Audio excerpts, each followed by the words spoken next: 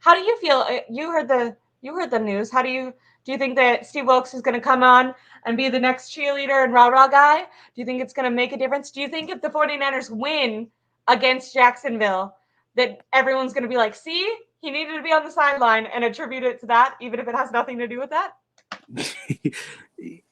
Listen, them putting Steve Wilks on the sidelines literally is nothing. It's I promise you, it's nothing. I So mean, ridiculous. the people. So fans, it may feel like something, right? For Yeah. fans and the media, it may feel like something, but overall, it's not. It's not. And so, shout out to Croc because Croc actually was in our space. So when the news broke, we were all kind of talking about it, and then I was like, you know what? Let's just have a space. I think I had like a 4 hour space, and Croc was asking a bunch of his I know you were coaches competing against Patrick Willis for a second there, right? for a quick second because he's gonna get all the people. But ultimately, Croc was asking a couple of coaches on his coaching staff, "Hey, how do you feel about this? Is this gonna make a difference?" It was 3-1, 3-1 saying they would rather be in the booth compared to and one of them. I don't know who the other two he asked because I was away for a while, but I came back and then he asked Desmond Bishop. Desmond Bishop played for the Green Bay Packers, won a Super Bowl with the Green Bay Packers. Played for the University of Cal. Was a very good linebacker.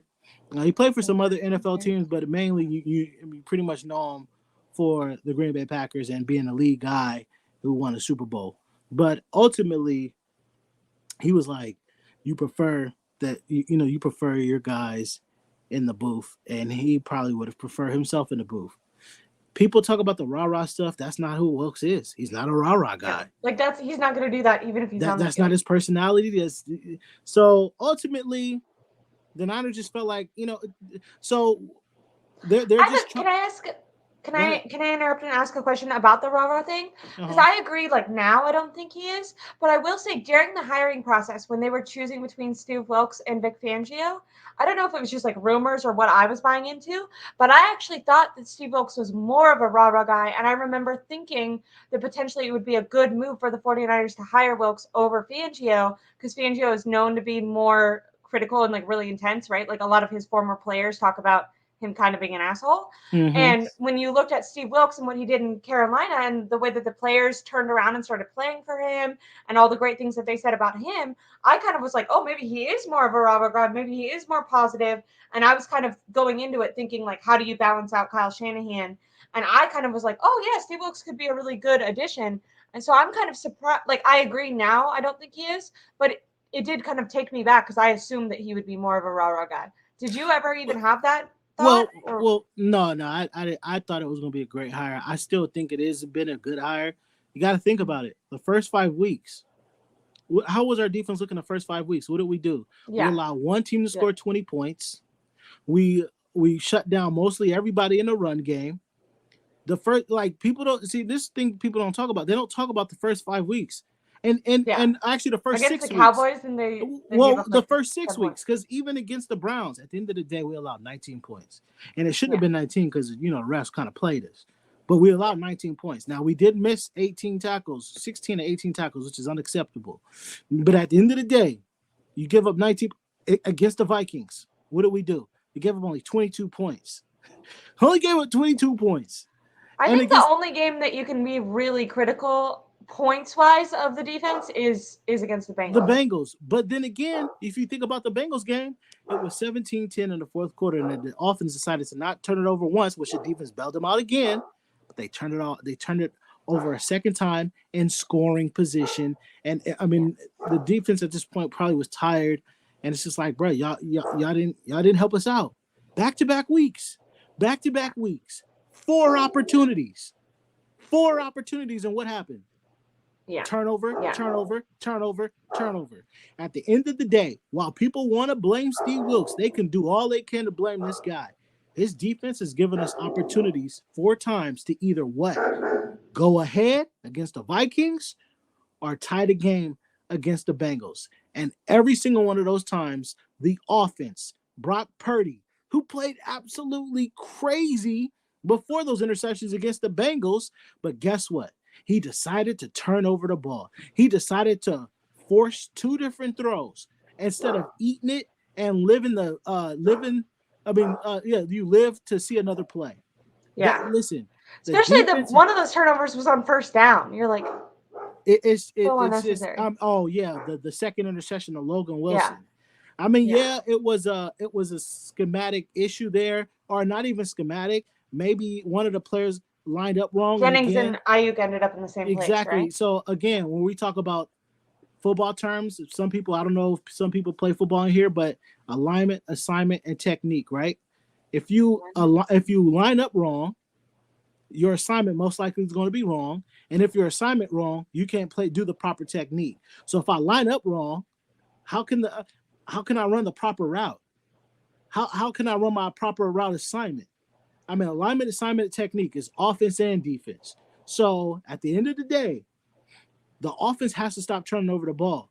When you lose a turnover battle, 9 out of 10 times, guess what that means? You're going to lose the game. We have 6 turnovers. 6 turnovers the last 2 games compared to us only getting 2 takeaways. You're going to lose. Yeah, it's just stats at that point. Exactly. Like 365 yards, Brock Purdy. He accounted for 400 yards himself. I mean, if the Niners would have won that game, the conversation around Purdy would have been so different. We would have been like, oh my God, this dude had 3 touchdowns. He threw for 400 yards, went toe-to-toe with Joe Burrow. You know what I'm saying? But no, what he did was go have 400 yards of offense, but threw 2 picks. 2 crucial in the most pivotal most pivotal moments of the game. We got 5 turnovers in 2 weeks in the fourth quarter. But we all want to talk about the defense. Listen. I know. I was going to say this guy right here, Briscoe, says that teams seem to have adjusted to our defense, and we haven't thrown a counterpunch yet. I would counter this and say that I think teams have adjusted to our offense, and we put our defense in a bad position.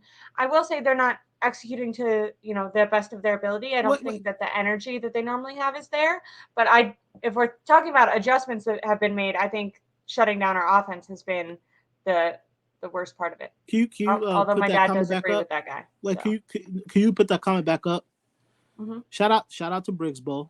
And I understand. And this is I think the problem with the fan base. We're looking for something, so we're throwing anything out there. So he says teams seem to have adjusted to our defense, and we haven't thrown a counterpunch yet. So if you watch the game, you see the Niners came in playing heavy zone in the first half. And Burrow picked us apart. In the second half, the Niners switched and start playing man. And we also did that against the Rams as well. We switched to man in the second half, and the defense actually played extremely well in the second half. Again, the defense not give you 1 opportunity, but 2 opportunities to take the lead. It wasn't until the pick in the end. I mean, the pick the pick near our own red zone, where we gave the Bengals just perfect field position. So teams may have adjusted to our defense, but our defense has made adjustments. We played very well in that second half on defense. I don't want to say we were perfect, because we were not, but there actually was adjustments made. I watched all 22 5 different times. The last few games that the 49ers have lost, the defense actually has performed pretty poorly in the first half and then gotten better in the second half. Against the Vikings, because everybody they've given the offense opportunities to win it at that. Yeah, but also even with the offense, because I feel like the offense has executed. We put up 320 something yards of offense against the Vikings. We put up 460 and had the most first downs of any game all year. But guess what? Turnovers. I think and there are issues on the defense. There are players playing out of position. There are players trying to do too much. There are players who are getting bullied around. Same with our offensive line. Banks has not looked well since Trent is gone. Who is it? Burford and McKivitz has just looked mid, especially Burford. For some reason, he's just not looked good. But at the end of the day, when your offense can put over in 2 weeks over 785 total yards of offense. What does that tell me? We're moving the ball on offense. We're doing a good job on offense. We just turn over the ball. Yeah, Turnovers has been our biggest. Turnovers is our biggest issue. But again, the defense have made adjustments. The defense has played better in the second half, even against the Vikings. We shut down that run game. People think you're like, oh, the Vikings. Yeah, they gashed us on two, maybe 3 plays. I think it was 2 plays. That's it, really, in a run game. And what happened? We did better in the second half. We gave our team opportunities, man, and we just didn't get it done. What do you think about Randy, who's, I think, maybe agreeing with you that the offense is struggling, but he's saying that the identity of this team has been to be an incredible defense that runs the ball, and that we shouldn't have to rely on Brock Purdy carrying us. I kind of agree with that. Like when I'm grading Brock Purdy, I think originally I was a little bit more harsh. I gave him like a C, because he did really well in the beginning half and then has done really poorly in the most pivotal moments now. But then I was thinking about it more, and it's like, well, my expectation was never that Brock Purdy was going to be the quarterback that would be able to carry the 49ers. The expectation was he was always supposed to be able to play well within this scheme, within this system, with an excellent play caller, with an excellent run game. And under the Shanahan regime, since he's been here, having a dominant defense is something that the 49ers are known for. And so it is a bit of an adjustment, at least as a fan, to see the defense be struggling a little bit more. Now, I'm not saying that's fair, that we need to expect to have a number 1 defense every year. The offense should be able to carry the defense if they needed to.